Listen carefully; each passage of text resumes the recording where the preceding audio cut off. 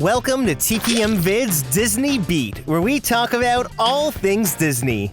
If you're new to the channel and like what you see, hit that subscribe button and click the bell icon to be notified when we upload a new video. You can also find us on Instagram, TikTok, and Twitter. 2021 has been quite an eventful year for the Disney theme parks. Since many projects were delayed in 2020 due to the pandemic, the park saw a lot of change this year.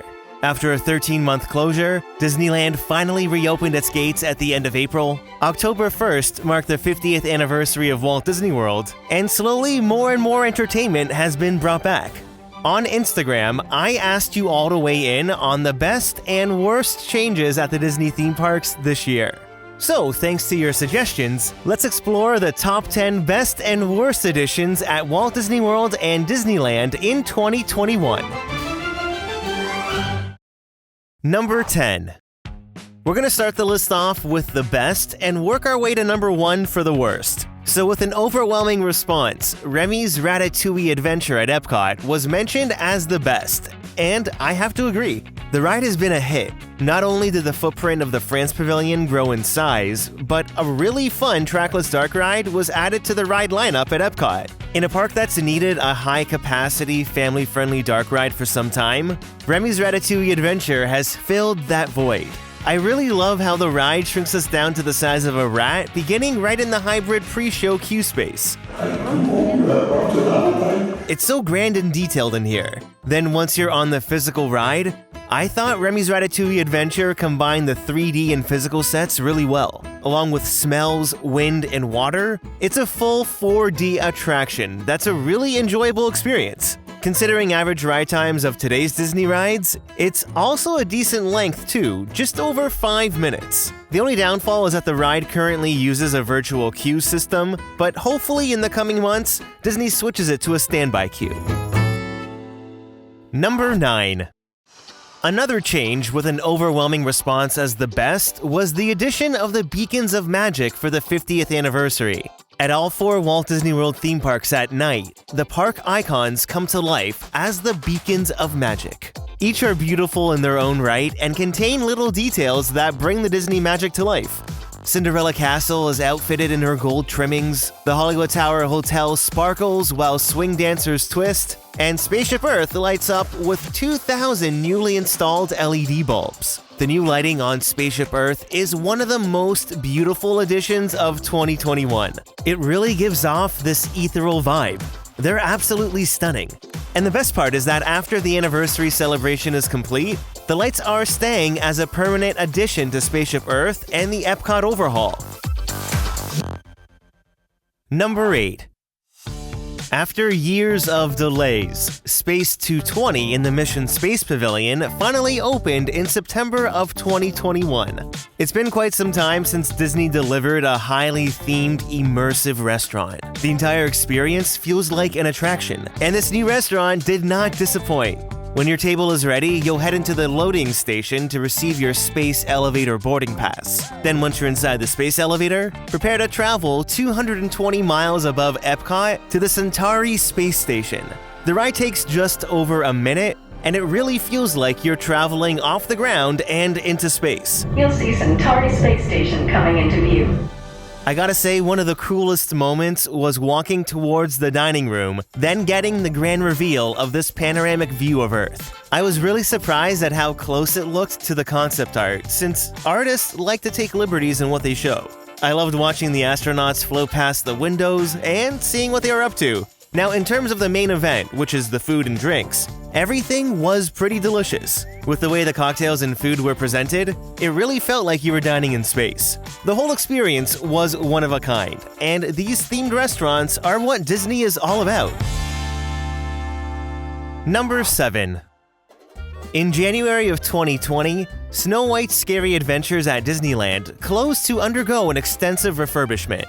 And when the park reopened in April of 2021, they debuted the newly transformed Snow White's Enchanted Wish. I gotta say, this is one of the best ride transformations Disney has done. Everything sparkles and shines. These original Disneyland dark rides have a very simple charm about them, and although new technology was used in the reimagining, it still retained this charm.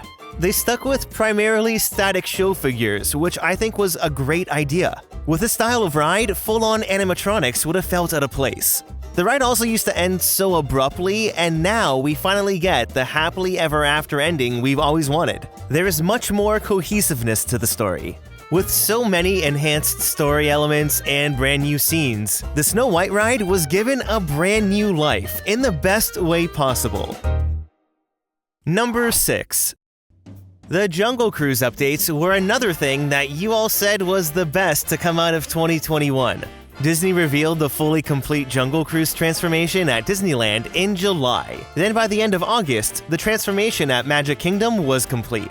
Now both versions of the ride got some brand new scenes, like the chimps overtaking the front half of a sunken boat. Other original scenes were updated, like the newly reimagined Trap Safari, and the finale now featuring Trader Sam's gift shop. Now, sometimes change for some people might be hard to get used to, but I gotta say, everything that was changed really plussed this attraction. The ride is just that much better now. Again, this is a transformation that stayed true to the original ride. All the scenes follow the humorous designs of Harper Goff's concepts and blend right in. Plus, all that punny skipper humor that we all know and love is still there. There's actually even more of it. Number 5.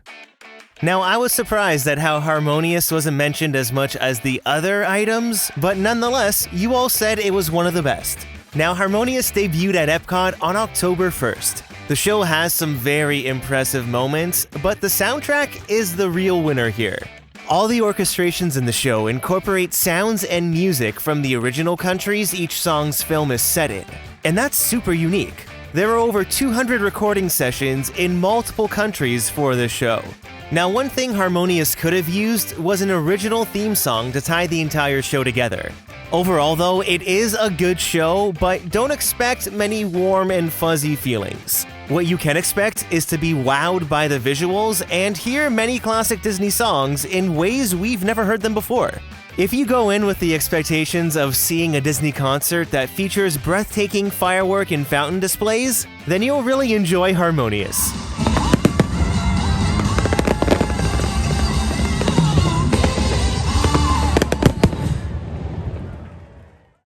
Number 4. Now, Avengers Campus was one edition that had a very positive response for the best, but also a good number of you voted it for the worst. First up, the good. Avengers Campus officially opened in June of 2021, and I think Imagineers did a really nice job with the land. It's small in size, but there's something to discover around every corner. Like, who doesn't love it when their food is mixed with Pym particles? I spent way too much time watching these pretzels. I think a highlight of Avengers Campus is the entertainment, though. From character sightings to numerous shows, including stunt shows, the land gets an A+ for the entertainment lineup. There are always characters around, which really adds to the atmosphere and kinetics of the land. One of my favorites was Doctor Strange Mysteries of the Mystic Arts, and of course, The Amazing Spider-Man. The new attraction in the land is Web Slingers, a Spider-Man adventure. Swing your arm in the direction you want to shoot the web, and that's it. It's awesome. And I want to take a guess and say that a lot of you who voted Avengers Campus as the worst maybe felt a little let down by the ride. Now, yes, Web Slingers is not an elaborate e-ticket thrill ride, but it was never meant to fill that role. It was designed as a new family-friendly ride with no height restrictions that complements Mission Breakout, the current thrill ride of the land. I think it's a fun ride for what it's worth, but when you compare it to Midway Mania, which is very similar, it does fall a bit short. I do like Midway Mania over Web Slingers. Now, the original plans for Avengers Campus called for a major e-ticket ride themed to the Avengers. It was supposed to be added in a later Phase 2, but no word has been announced on the status of that project. For now, we just gotta wait and see. Number 3. Also on the list of the worst was Disney Kite Tales at Animal Kingdom. When you're looking at big additions for the 50th anniversary, Kite Tails may feel a little cheap, but I think it was designed and intended for a younger audience. Not everything is designed for adults. With 2 different versions of the show which feature The Lion King and The Jungle Book, it does add some much-needed kinetic energy into this area of the park. When the show first debuted, it gained a lot of attention online from the planned crash landings of the giant kites. Ooh, hits the ground hard. Now yes, the characters can look deformed at times as they glide through the air, but it's all just light-hearted entertainment that you can't take too seriously. There were times when the water looked kind of bare, no pun intended, and could have used a few more kites. But how can you not find this entertaining? Number 2. Happily Ever After at Magic Kingdom was a fan favorite. But on October 1st, the fireworks show was replaced by a new show called Disney Enchantment. Now cutting right to the chase, I think Happily Ever After was a superior show. Disney Enchantment, on the other hand, has an original theme song, which has actually been growing on me now. It has some impressive fireworks, and for the first time at Magic Kingdom, the buildings on Main Street are brought to life with projections. This adds a nice layer to the show, but my major issue is that it lacks emotion, especially when you compare it to Happily Ever After. The story of Disney Enchantment is supposed to inspire us to believe in magic, but it just doesn't tug on your heartstrings. Is Disney Enchantment a bad show? No, but it's only natural to compare it to what was there before. When there's a replacement, it should either be on the same level as the original, or better. They should have just kept Happily Ever After and had a 50th anniversary tag at the end of the show. I think a lot of fans and guests would have preferred that over the new show.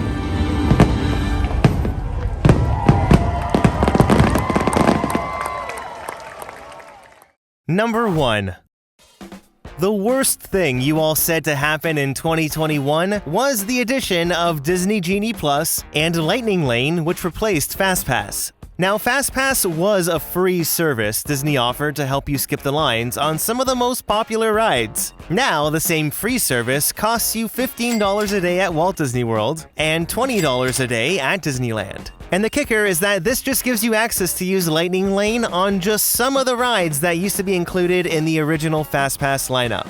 Then, all these rides listed here, which includes Rise of the Resistance, Runaway Railway, and Radiator Springs Racers, cost an additional fee to ride from $7 upwards of $20. It's one thing to charge for the service now, but to essentially double charge is practically nickel and diming guests. When you purchase Genie Plus, you should get access to all the rides. Also, I gotta say, visiting the parks when there was no FastPass or Lightning Lane made every single line just that much more bearable to wait and stand by. With standby only, the lines were so much shorter than before the pandemic, even when capacity got up to near pre-COVID crowds. It was a really enjoyable park experience without it. Now, what are your thoughts on Disney Genie Plus and Lightning Lane? And in your opinion, what were the best and worst additions of 2021? I'd love to know. Leave a comment down below to start a conversation, and don't forget to hit that like button if you enjoyed the video.